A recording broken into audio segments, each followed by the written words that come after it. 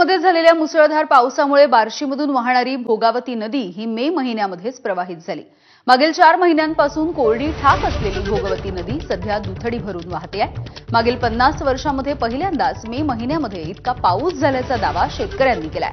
मुसळधार पावसामुळे प्रचंड नुकसान सुद्धा झालंय आणि इथल्या शेतकऱ्यांसोबत आमच्या प्रतिनिधींनी संवाद साधला। बघूयात। सोलापूर जिल्ह्याची ओळख तसा दुष्काळी जिल्हा म्हणून। खरं तर इथल्या ज्या लहान नद्या आहेत त्या कधीही बघितल्या तर कोरड्या ठाक असतात। केवळ पावसाळ्यात या नद्या प्रवाहित होत असतात। मात्र सोलापूर जिल्ह्यात यंदा मान्सूनपूर्व मुसळधार पाऊस झालाय आणि त्यामुळे नद्या देखील दुथडी भरून वाहताना आपल्याला पाहायला मिळतात। मी सध्या बार्शी तालुक्यात आहे। बार्शी तालुक्यातली ही भोगावती नदी खरं तर उस्मानाबादमध्ये उगम पावते धाराशिव जिल्ह्यामध्ये आणि त्यानंतर बार्शी तालुक्यात येते आणि ही नदी एरवी जर आपण पाहिलं ती कधीही कोरडी ठाक पडलेली असते।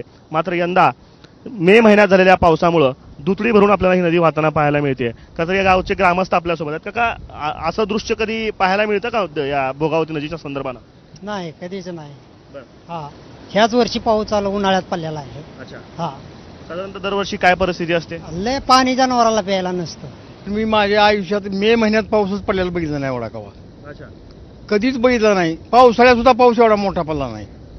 इतकं मोठं पाऊस आणि नुकसान आता जिथं आंबं वगैरे आहेत, आता आम्ही तर आंबं उतरायला चालू आहे। आता चिखलात आंबच उतरायला नाही, म्हणजे बाग नाही आमची, पण 5-25 झाड आहेत अशी बांधाच्या कडेने लावलेली, तर आंबेच उतरायला नाहीत अजून। उतरायची नाही तर चिखलच आहे। झाले शेतात नुकसान झाली, काहीच राहिलं नाही। आंबे राहिले नाही, तर जांभळी राहिली नाही, त्या ताली बांध राहिले नाही, तर सगळं फुटून गेले दानादन।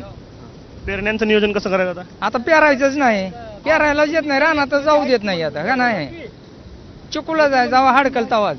भोगावती नदी जी एरवी कोरडी ठाक असते त्या नदीला दुथडी भरून नदी वाहताना आपल्याला पाहायला मिळते। 11 रूप जे नदीचं आपल्याला या ठिकाणी पाहायला मिळते।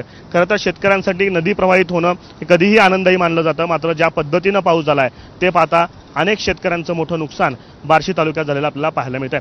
कॅमेरा पर्सन विपाल दिसा, आफताब शेख, एबीपी माझा, वैराग, सोलापूर।